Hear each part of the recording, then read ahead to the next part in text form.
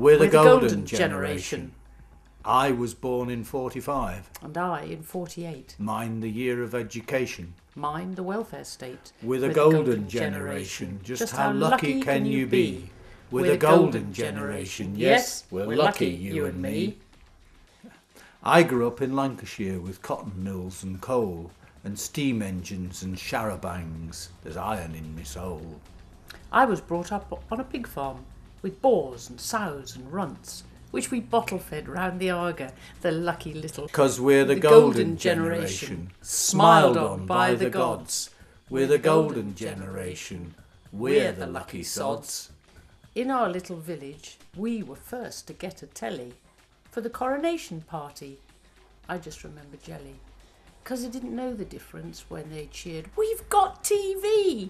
as I was only 5 years old and confused it with a debilitating, life-threatening lung disease. Growing up through the 50s, I had this to be thankful for. I avoided national service and I never went to war. Rock and roll and Elvis Presley, Buddy Holly and James Dean. Marlon Brando was the wild one, that's what I wanted to be. I became a teenage rebel, a really fucked up kid. So they sent me off to art school, and I'm oh so glad they did. I went to a posh school in Plymouth, where they made me head girl of the coven. I learned how to twist and how to get pissed, and came home with a bun in the oven. We're the golden generation, on free milk and orange juice. We're the golden generation, the chicks of the golden goose. Pop art, jazz and oil paint, and models in the buff. Hitchhiking to Paris when 15 quid was just enough. I didn't long for independence or to leave my family, but I didn't need to worry because my family left me. They packed up and moved to Ireland, Donegal, near Londonderry, just in time for Bloody Sunday. Nice timing. University in Manchester, luxuries I'd lack, because my student grant was peanuts, but I didn't have to pay it back. Huddled up by me tranny in my cosy little flat, I listened to Radio Caroline and read Jack Kerouac. I learnt a lot at art school too, much of which was unexpected. How to draw and paint and party and miss lectures undetected. We're the golden generation. Our student grants were free. We're the golden generation. We were lucky, you and me. Although I'd become a teacher, I had to work at this and that. But I'd seen the lights of London and I thought, that's where it's at. And I was off to London too. There was so much to discover. And right behind the roundhouse, I found my northern long-haired lover. We ran off to the Isle of Wight, the first festival of rock. Arthur Brown and Jefferson Airplane, our very own Woodstock. London in the 60s, sex and drugs and rock and roll. Despite all the pot and LSD, we didn't die before we get old. Festivals and parties and dancing in the dark.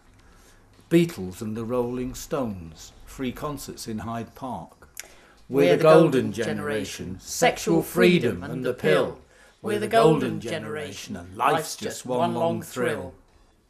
We tied the knot in 69, or was that 69, the year that men walked on the moon and we stayed here on Earth. We went off on our travels, archaeology in Iraq. You'd never do it nowadays. You'd never make it back. In Dubrovnik and Damascus, in Beirut and in Amman, we met people who'd been everywhere, even Afghanistan. It'd be nice to think of travelling to all of those today, but from what we've heard in recent times, they've all been blown away. We're the golden generation and we've travelled trouble-free. We're the golden generation by air and land and sea. I was pregnant with a baby when we saw Bob Marley live. We danced all night to Sam's delight, and ever since, from that first glimpse, we've shared a reggae vibe. Having Sam was magic. Kids make up for what we lack. Building castles out of Lego and the Empire striking back. Then along came Maggie Thatcher, that monstrous Tory leader. with jaws that bite and claws that catch our little children's milk to snatch. Didn't want her, didn't need her. The golden generation then became a little tarnished when topless pubs sold cardboard food with a tiny salad garnish. I remember Live Aid. I was teaching art at Wembley. We had a with it young head teacher and sang Imagine in assembly. I taught art at Harrow Boys' School. Not the public, nor the grammar, but the good old comprehensive, rough as rats, no Churchill glamour. We did have famous old boys though. Portillo was the slickest. I also taught Mark Ramprakash, but I didn't teach him cricket. But wrestling with a mortgage on our teacher's puny purse, we recognised with heavy sighs that London life now caused us strife. We'd make the break and plant a stake just down the road, a new abode. But once we'd started westwards, we couldn't find reverse. We're still the golden generation, though it was purely accidental that when we sold our London home, the price was fucking mental. When I first taught in Cornwall, it gave me such a fright, because when I looked round the classroom, the faces were all white. When I first taught in Devon, you must wear a skirt, they said. Oh dear, no fear, I made it clear. My body, over, dead. They made their point, I stood my ground, we skirted round the houses. But by the end of my first year, all the staff wore trousers. We went raving in the 90s, a whole new way to misbehave. It was Sam who first persuaded us, and we joined in without much fuss. We tried to stay anonymous, but kids from school all had us sussed and said, "Hey sir, was you off your face last night?" We've rafted down the Colorado, looked for tigers in the Ghats, driven up the Great Dividing Range, always finding something strange, like tripe soup and ziggurats. We've seen a lot of Europe, pissed in Paris, lost in Rome.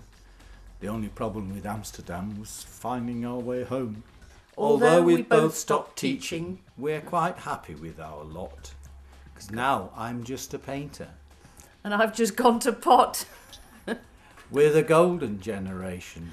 And there's plenty more to do. Because now we've got to plant some trees and reduce our CO2. Will you?